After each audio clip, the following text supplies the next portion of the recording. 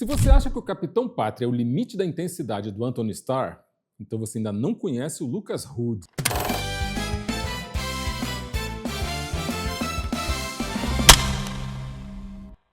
Fala, galera do bem, e é isso. Talvez esse seja um dos fenômenos mais curiosos do streaming hoje em dia. Uma série como Banshee sendo redescoberta mais de uma década depois, não como nostalgia, mas como revelação. Porque o que pouca gente percebe é que Banshee não é só uma série violenta, ela é um laboratório. É um laboratório de atuação, um laboratório de linguagem e, principalmente, um laboratório de construção de identidade. O segredo de Banshee ele não está no sangue, ele está no silêncio de um homem que roubou uma identidade para tentar descobrir quem ele é de verdade.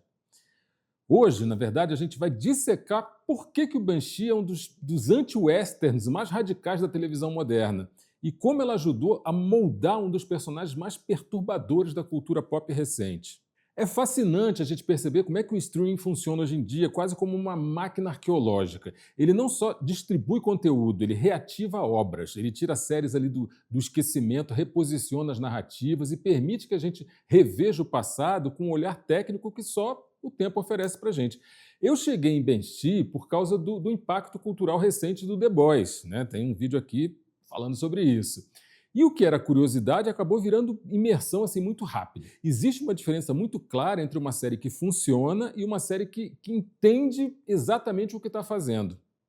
Criada pelo Jonathan Tropel e pelo David Shinkler, o Banshee é um tipo raro, na verdade, de obra que nunca dependeu do hype para existir. Ela cresceu meio que ali à margem, sabe, do mainstream, mas como uma consciência técnica e como uma consistência também que hoje, né, exposta a esse olhar mais contemporâneo, ele revela um nível de controle narrativo impressionante.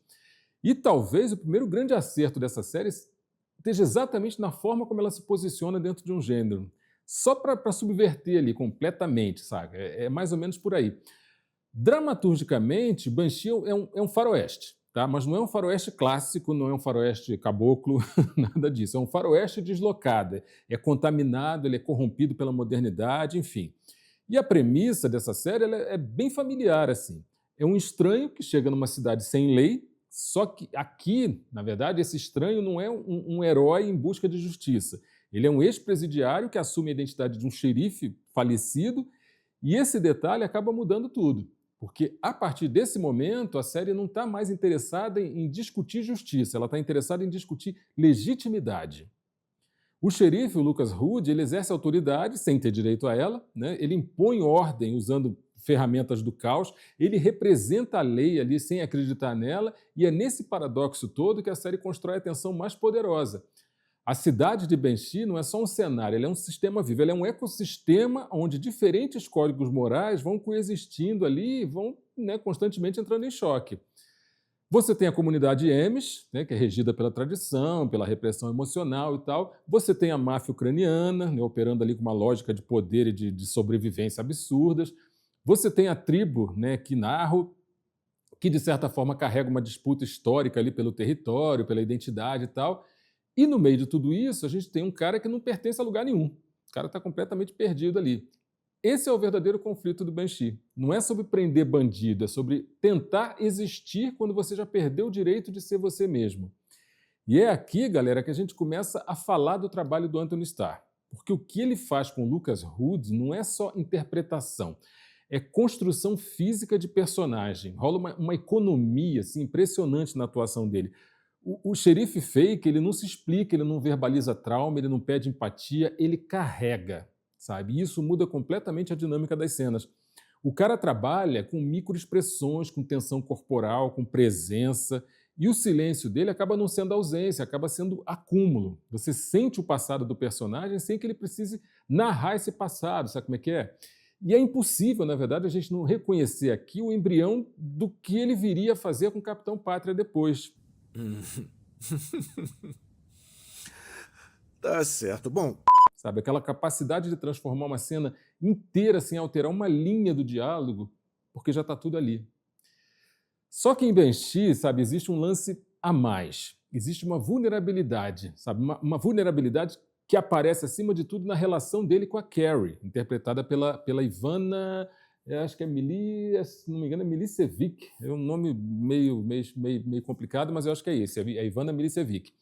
O que rola entre eles não é romance no sentido clássico, é um trauma compartilhado, sabe, um passado não resolvido, é meio que o desejo atravessado por culpa. E a série tem inteligência suficiente para nunca explicar demais essa coisa toda. Ela confia bastante no silêncio e confia no espectador também, de certa forma. E quando a gente entra na linguagem visual, aí então, galera, o Banshee se torna ainda mais interessante, porque a série entende uma coisa que muitas produções modernas acabaram esquecendo. Ação não é velocidade, ação é impacto. A direção recusa assim, bastante o corte excessivo, a fragmentação que esconde, sabe, a coreografia toda ali e tal. Aqui a câmera permanece observando e participando daquilo. E existe, claro, uma fisicalidade absurda na forma como essas cenas são construídas. A câmera ela tá próxima, ela está quase invasiva. Você meio que você não assiste aquelas lutas todas, você se sente no meio da luta.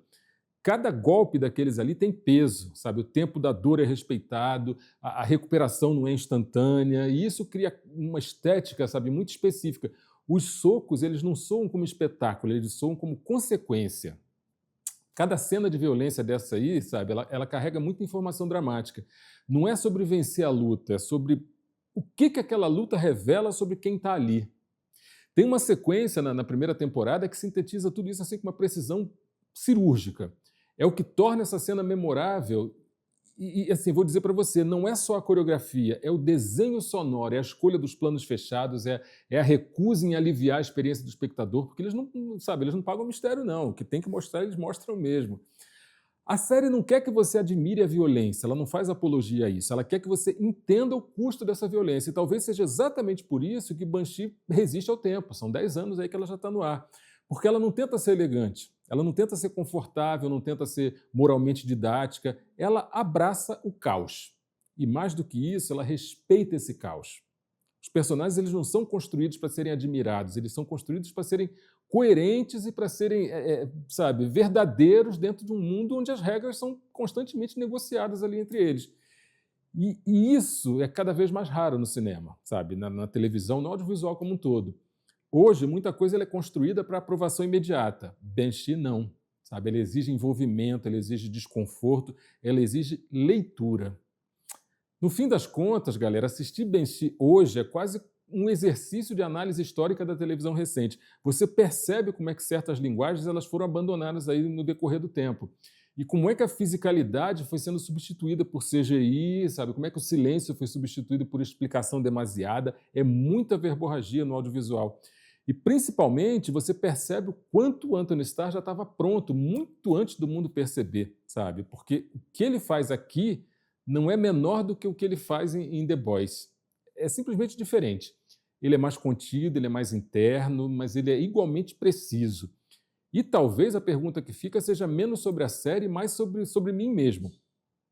Por que eu só estou descobrindo Banshee agora?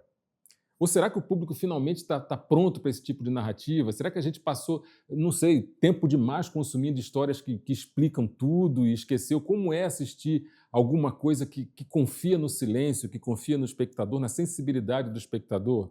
Eu quero te ouvir, olha só, se você já assistiu, qual foi a cena que mais te fez sentir o impacto, não da violência, mas do que ela representa? E a pergunta que não sai da minha cabeça é a seguinte: como foi que o Anthony Starr conseguiu esconder esse nível de brutalidade física por tanto tempo antes de virar esse fenômeno que ele é hoje? E a gente se vê no próximo set.